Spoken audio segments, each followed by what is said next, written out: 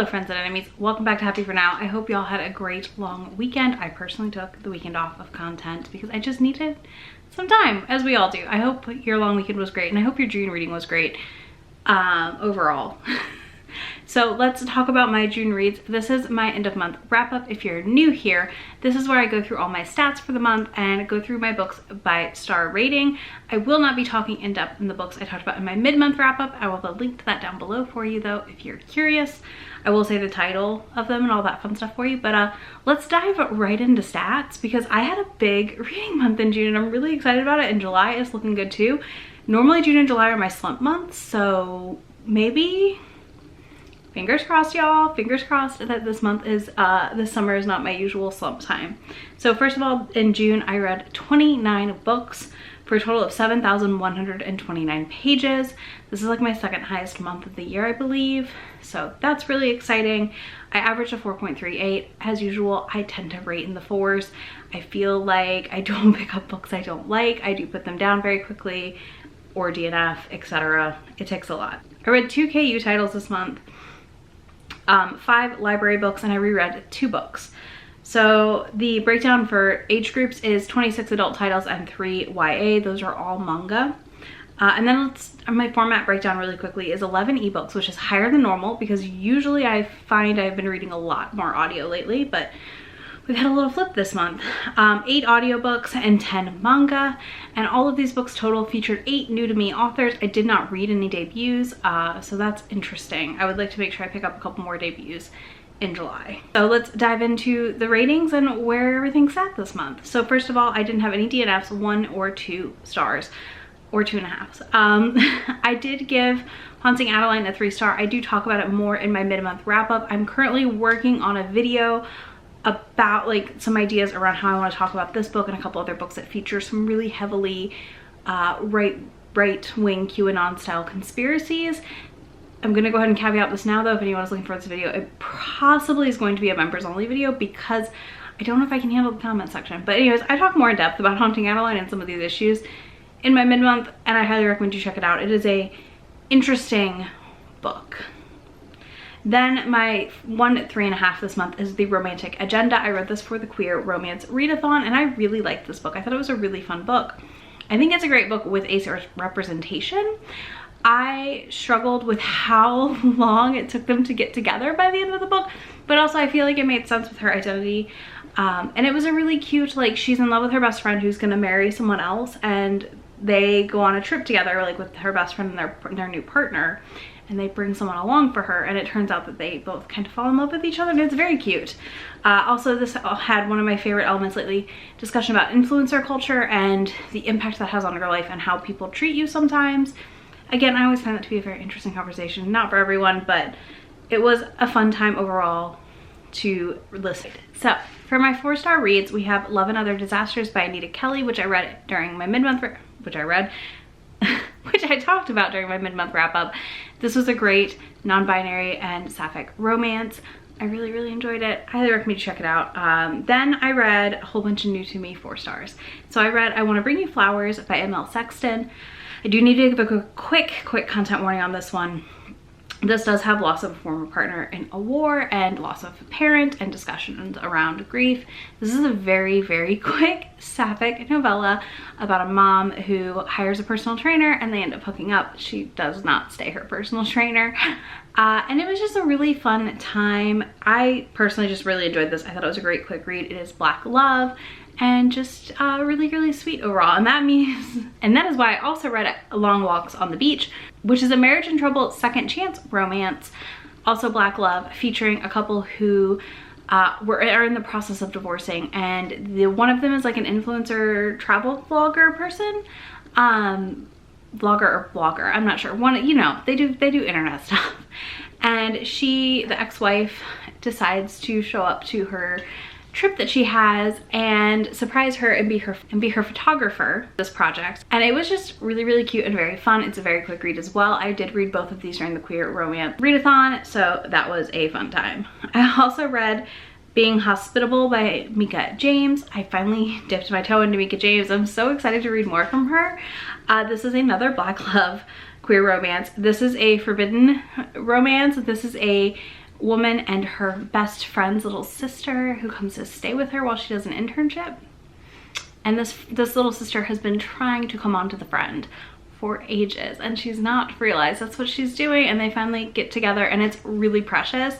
I absolutely adored this one personally. I think it was just really, really fun. It was also on Scribd as an audiobook, which is how I listened to it, so it's a great way to pick up something fun on Scribd that's pretty short.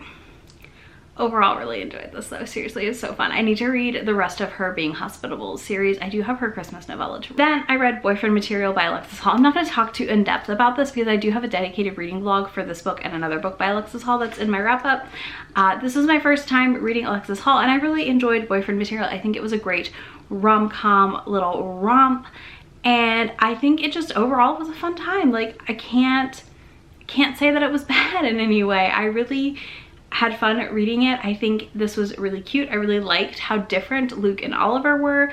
I think that they also felt like very different characters in a book. Like, they didn't feel like our cookie cutter romance characters always, and I enjoyed that part of this book immensely, and the audio narration was delightful. So if you're looking for a like actually rom-com-y like giggle at book, this might be a good one if you haven't picked it up yet.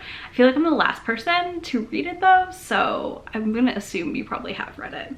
Then we have my 4.5. So we have Found by the Lake Monster by Lillian Lark, which I talked about in my mid-month. And then we have Drag Me Up by R.M. Virtues, which is like, I'm still teetering on if this is like a 6-star favorite of the year, which is probably sounds weird that's a 4.5, but like, I'm just not sure. I don't know. I need to see how much it sticks with me in my brain and if I need to bump it up, which is how I've been doing my 6 stars this year. I do want to be more generous with them next year, I think. I keep saying that, and I just keep reading books and I'm like, these are really good, but they're just not quite my all-time favorites. This is a Hades and Persephone retelling, reimagining. It has a really interesting world being built, although I was mostly there for the characters and not the world building. I'm still curious to see how the world plays out, and I feel the same way about like Neon Gods by Katie Roberts. I'm curious to see how the world plays out, but I'm mostly here for the characters. And I really enjoyed this one. This felt very fresh and different from every other Hades and Persephone. I also think that it did such a good job of just, so many people were queer and there were never questions asked, and I loved that about it. We weren't, you know, oh, this surprise. It was just like, oh, cool. Like, there's other trans people in this world besides Persephone. Like, it just was there, and I love that. Like, I want more of that in my personally. Next, for my 5 stars, we have Summoning Up Love by Cynthia Williams. I read this during my mid-month. This is absolutely delightful. Highly recommend. But my 3 new 5 stars, some of which are possibly in the next month getting bumped to 6. You'll know more at the end of the year. I'll do a whole video with all my 6 stars, which are all-time favorite books. Dreams of the Vengeful by Adelaide Forrest. I need to read more from this author, like ASAP, because I tore through this novella. I did not want to sleep. I had to finish it. This had like everything I love, and I'm dying for the full-length novel to come out, and I think it comes out the end of the month, possibly? Yeah, so it doesn't come out until July 29th, and I am waiting. Like, I'm waiting so hard for this book. So what is the plot? The plot is about 2 kids in the Greek mob, and they are betrothed to each other as children. She's like 6 and he's 13. She has a secret. She's colorblind, which is it was a really good reveal. I'm gonna share that though, because I feel like I don't see that a lot in books, and I wanna make sure that people are aware that this rep is in this book. So they end up betrothed together, and he like comes to see her just to befriend her when she's little and get to know each other, and so she's familiar with him when she turns 18 and they have to get married, which I thought was very sweet. Like, there's nothing untoward or inappropriate here, but some things happen and it's kind of canceled, and he is not okay with that. He has spies on the inside. He is going to get her, and he's going to save her from this really crappy family that she lives in, where they like beat her and are abusive. It is absolutely awful. So big content warnings here for like abuse and general like murder. There's murder on the page, death of a parent.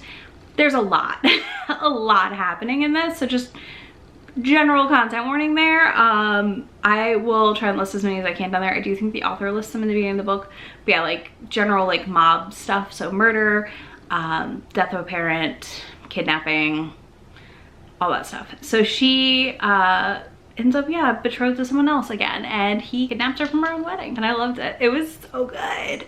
It was so freaking good, y'all. This was, oh, I'm literally just like, on the 29th of July, I will be reading this book in full. That will be my day. That is my day. I have that day marked down. It is right before a Polycon. No, it's during a Polycon. Shoot. Okay, well maybe not, but at a Polycon I will be reading this book, so don't be surprised when it's in that vlog. Next, we have A Lady for a Duke by Alexis Hall, and this book just warmed my heart. It did so much for me. This was the first Alexis Hall I read, and I think I should have read Boyfriend Material first because I just don't know how anything can compare to this book. It has busted my historical slump. I'm excited to read some historicals, which is saying a lot for me, okay? Like, that is not something I've wanted to do much at all lately. I have a couple historical arcs I'm probably gonna pick up sooner than later because like I'm feeling it. I'm ready for some historical. This book just felt like a warm hug. This follows Violet, who has a chance of a lifetime during war to reinvent themselves and their new identity and who they feel they are in the most wonderful way, right? And the Duke of Gracewood, who thinks he's lost his best friend, and then years later, like 10 years later, he realizes that he hasn't lost his best friend, and it is just a touchingly sweet romance that I adored endlessly. I cannot wait to reread this book. I cannot wait to tab this book up. I freaking adored this book so much, y'all. I do want to give a quick content warning though for PTSD from war, use of ableist language that is kind of talked about on page because the Duke of Gracewood is injured in war, so he has like a cane and stuff. Yeah, this is a warm hug of a book. If it has been on your radar and you have not picked it up yet, you need to pick it up ASAP. Last but not least in my 5 stars, we have Wicked Beauty by Katie Robert. Oh, I just lost the art that I have tucked inside of here. I truly adored this audiobook. So I listened to this via audio and I did have an arc of it and I did not get to it in time because I've just been the worst at this. Challenge coming soon. Perhaps in August we'll only read arcs, but Wicked Beauty was everything. This is a MMF romance featuring Helen Patroclus and Achilles. Anyways, Achilles and Patroclus are already together. Hopefully I'm saying that right. I feel like I am, but I don't know. They're already together and they enter into a competition to become the next Ares, as does Helen. And it doesn't go as planned perhaps, but they also end up in a triad that is spectacular, and I absolutely loved this freaking book, y'all. It was so good. I just really loved the competition element in this. I also really loved how Helen was written and the dynamics between all 3 of them. Achilles calls her princess all the time, and it's really cute. And also the sex scenes between them were smoking hot. I was listening to them on a drive up to Kentucky to go visit my family, and I was just like blushing in the car because I was like, oh no, I hope no one can hear this because it was explicit. I mean, they couldn't, I was on the interstate, it's fine, but I still had a moment where I was like, I have to turn this off before I get close to any cars. Somebody's gonna hear this, and it is filthy. But yeah, I absolutely love this. This is maybe on my 6-star favorites of the year. I'm really loving the Dark Olympus books. I know not everyone does, and that's fine, but for me, they just scratch a certain id I have, and I can't deny that. We have my 6-star reads. Let me go this way. So we have my 6-star reads next. These are the favorites of the month and books that will be on my end of year wrap up. So first 2 are rereads, which is Wildfire and Diamond Fire by Lana Andrews. This series, just as I reread it, will most likely all be in the 6-star favorites category. It is not a surprise. This series is quickly becoming a comfort read for me. I love these books. I need to buy them all in audio, and I need to make sure I have them all on my shelves. Because I was like looking the other day and I was like, do I own all of these or not yet? And if I don't, I have to fix that ASAP because I just love this series. It is a paranormal urban fantasy world set in Houston after a serum is invented and there's like families with magical powers. I can't tell you a ton because book Wildfire is the end of the trilogy for the first couple. It ends spectacularly. And then Diamond Fire is their wrap-up novella / introduction to our next trilogy's characters. It's like, I can't tell you anything, but I can tell you about the world. Yeah, so I just love this series and I highly recommend it if you're interested in it and you haven't read it yet. I really don't think you will be disappointed if you are into urban fantasy and slightly slower burn romances. Next, my newest 6-star. I have it right here. It's on my top shelf of favorites. I need to like rotate that shelf so y'all can see it, but Twisted Lies by Anna Wong is a 6-star all-time favorite. This is a thick book. I did get an arc of this and then I bought my physical copy. So I do want to be transparent about that. This surprised me. I did think I would like Christian and Stella. I didn't think I would love them as much as I did. I didn't think I'd enjoy it as slow of a burn as this was, but boy did I enjoy it. I enjoyed it so freaking much, y'all.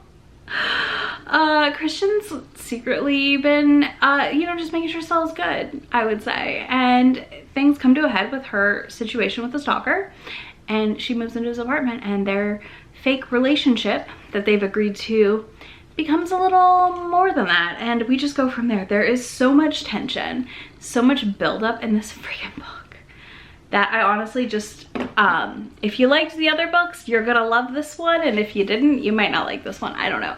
This does feature, unfortunately, a third act breakup that was slightly annoying, but also worked for me for reasons that I can't tell you. But it did work, and I loved it, and I want to reread it immediately. I'm actually gonna wait. When they're all out on audio, I'm gonna do a little audio marathon of all of these books, and I cannot wait. I cannot wait. I'm so excited. Yeah, I don't feel like I can talk about Twisted Lies without spoiling it, so we're just not gonna do that. Also, it's everywhere, so like if you haven't heard about it, I'm gonna be surprised if I'm the first one telling you. All right, let's talk about my manga and comics from last month. Oh my gosh. Okay, so all of these are the ones that I read in my mid-month wrap-up. We have My Boyfriend in Orange, volumes 10 and 11. Fire in His Fingertips, volume 3, Yakuza Lover, volume 5, Yona of the Dawn, volume 36, Welcome Back Alice, volume 1. I only have a couple new manga to talk about in comics. Like, I literally have a tiny little stack here. So first things first, I read Scattering His Virgin Bloom. This is a really cute Omegaverse yaoi manga. I really, really liked it. I'm very excited for volume 2. This follows a cute little barista who goes into heat and their customer who's regular this guy. And he helps him through it kind of, but also like begrudgingly, he's very grumpy.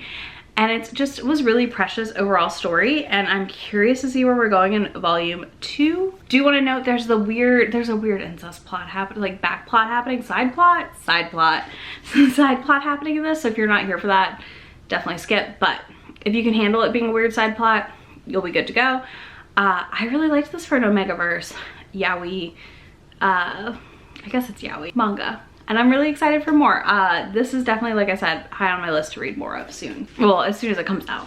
Then I did read volumes 1 and 2 of Pleasure and Corruption. So this is a weird one to talk about. So we're gonna go into this no judgments. Just gonna remind you now, no judgments. This is about a bondage master who's a senior in high school. How that happened, I'm not quite sure, but we're gonna go with it. And then a freshman who gets caught taking upskirt photos. And his punishment from her is that she ties him up. And she does that to him a lot and kind of does a lot of degradation and other things to him that are questionable. In my mind, when I read this, I am pretending, like in my mind, they're in college, like at a weird boarding school type college where like they have uniforms. Not in high school. That's the first thing I want to caveat here. I'm not reading them as high schoolers, so you have to be able to do that in your head to enjoy this, I feel. But this is one of the more explicit mangas I've read that is very different. I really think it's interesting how it plays with exploring kinks and talking about kinks, but also it makes you uncomfortable. Like, this is not a manga you're gonna read and not be uncomfortable. It's not dissimilar to Welcome Back Alice, which I feel like it's also a very uncomfortable manga to read. This is extremely uncomfortable, but I did give both volumes like 4 stars, like 3.5 and 4 stars. As I've kept going, I really enjoyed what's happening, but also I want to note, if you want this, you pretty much can only get it on Right Stuff and maybe barnesandnoble.com. Amazon takes it down like immediately after pre-orders drop, so you'll have to look there. I pieced together a couple volumes so far, and I borrowed some volumes from Tamika, and I will be picking some more up as I am able to, probably on the Right Stuff sale, let's be honest. But yeah, so there's that. Next, I did read volume 5 of A Sign of Affection, one of my favorite mangas. I really like this mangaka as well. I've read other works by them and really, really enjoyed them all so far. And this is about a girl in college who's deaf, and she uses sign language, obviously. And then this cute boy that comes to her school, he is like mixed Japanese descent, and I think he's mixed, or he grew up in Germany, something like that. Anyways, he travels the world and does all this stuff, and she's learning sign language, and they're dating, and they have this crush, and it's just like a very adorable slice of life in the best way with like some romance. Here for it. Very, very here for it. So 5 stars of this as well. This is an all-time favorite series. It'll be in my favorites of 2022 list. Last but not least, we have Chef's Kiss. This is not the cover you're going to see on Amazon. I'm gonna caveat that now. but it is available, I think, in KU or Comixology Unlimited. I'm not sure which, because I have both. But this is a really, really cute chef romance. It is about a boy who just graduated college, figuring out his life, and this cute chef at the restaurant where he ends up working, and then they fall in love, and it's just adorable. There's also a really cute pig. Let me see. Yes, there's this really cute pig. I'm obsessed with this pig. I absolutely love this. I gave it 5 stars. I think this is just such a fun, quick romance comic to read. I don't feel like I get to read a lot of them. I know there's more out there. If you've got romance comics, let me know. I will be reading them. But I really adored this. It was just a cute, fun time. I did get sent this as a influencer from their publisher, from Ani Press. I have a friend that works there, and they messaged me about it and asked if I wanted it. I said absolutely. So thank you so much. I adore you for sending this to me, because I freaking loved this. It was perfection, and they were like, I think you're gonna like this, and I freaking loved it. So no surprise there. But yeah, so that's that. If you're looking for a cute romancy manga and you like chef books, because I've been in a chef book mood, don't know why, but I have, that is definitely a good one to pick up. All right, y'all, that is all the books I have read in the month of June. We read a lot of books. Let me know your favorite book you read in June. And if you don't want to do that, you can leave me a firework emoji, because I'm trying to film this while fireworks are going off on the 4th. Some transparency. And it's just a mess, but it's fine. We're getting through it. We will survive. Yeah, leave me that emoji. I will have links to all these books for y'all in that description box, as well as links to be my friend anywhere on the internet that I am. And I will talk to y'all in a few days. Bye. Already packing, come with me. I'm not really asking. We'll get away to a place where we don't know. About to see the world in action, what we can be, life with no distractions.